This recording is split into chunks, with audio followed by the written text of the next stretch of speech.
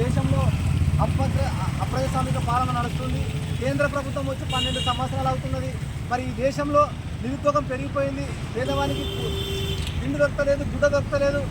మరి ఈరోజు చూస్తూ ఉన్నాం ఎంత దౌర్భాగ్యమైన పరిస్థితి ఉందంటే ఈ దేశంలో నీట్ ఎగ్జామ్ విద్యార్థులు కష్టపడి బడుగు బలహీన వర్గాలు ఈ దేశంలో ఉన్నటువంటి విద్యార్థులందరూ ఎగ్జామ్ రాస్తే దాదాపు 23 లక్షల మంది విద్యార్థులు ఎగ్జామ్కి హాజరైతే అది లీకేజ్ చేసి మరి విద్యను వ్యాపారంగా మార్చినటువంటి దుర్మార్గమైన ప్రభుత్వం ఇవాళ కేంద్ర ప్రభుత్వం.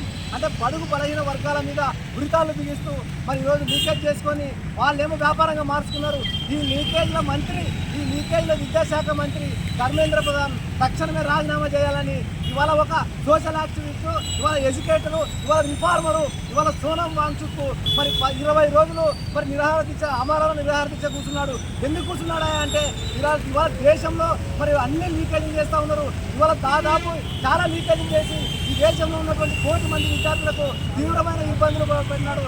అందుకోసమనే ఖచ్చితంగా ఇవాళ సోనం వాంగ్చుక్ ఏవైతే డిమాండ్లు పెట్టినాడో పెద్ద ఎత్తున ఈ దేశంలో కూడా వారికి అందరికి మద్దతు, అంటే సోనం వాంగ్చుక్ వారికి మద్దతుగా ప్రకటిస్తూ మరి తక్షణమే వారికి తెలిసిన డిమాండ్ వెంటనే మరి ధర్మేంద్ర ప్రధాన్ రాజీనామా చేయాలి.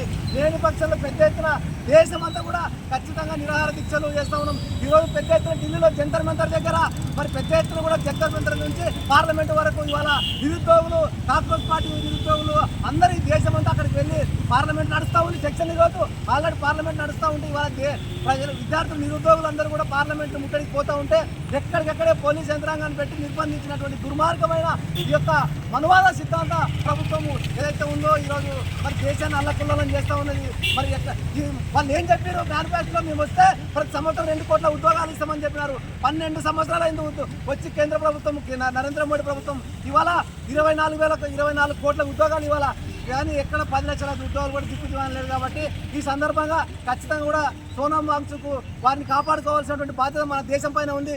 ఎందుకంటే అటువంటి వాళ్ళు సమాజానికి అవసరం. కాబట్టి ఈ యొక్క అమర నిరదీక్షకి సంబంధించినటువంటి ఈ యొక్క ఏదైతే ధర్మేంద్ర ప్రధాన్ తక్షణమే రాజీనామా చేయాలని ఈరోజు జోగులాంబ గద్వాల జిల్లా అఖిల పక్షం తరఫున డిమాండ్ చేస్తూ మరి నాకు ఇచ్చిన అవకాశం ముగిస్తూ ఉన్నా. మోదీ నియంత్రిత పాలనకు వ్యతిరేకంగా మోదీ నియంత్రిత పాలనకు వ్యతిరేకంగా